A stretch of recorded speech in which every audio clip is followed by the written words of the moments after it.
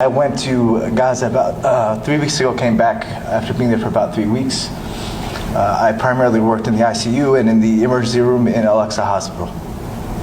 There was a young woman who got laid up right next to the young boy I was treating. She was 22 or 23 years old, full body surface area burns. And she was unable to speak because she likely had inhalational injury because the same burns that burned her skin likely burned her airway.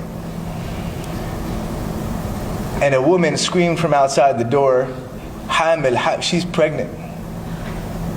And so we turned her over quickly because she had come in, laid down on her belly, and somebody put an ultrasound probe on her belly, and she had a viable 18 to 20 week pregnancy.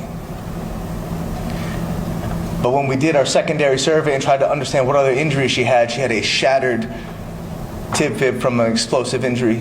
She had burns that covered over 70% of her surface area, which is a death sentence in an environment where you can't find gauze and there isn't clean water and there aren't antibiotics. We all knew what this meant on the ground in the trauma bay the first minutes we met her. She was gonna die there and her baby would die there. And there was nothing we were gonna be able to do about it because the Israeli government and the IDF had made it impossible to care for people to the extent which they deserve. Every human being deserves the right to medical aid in that situation. She was no fighter. She was a pregnant woman who was sitting in her home when a bomb dropped on her head.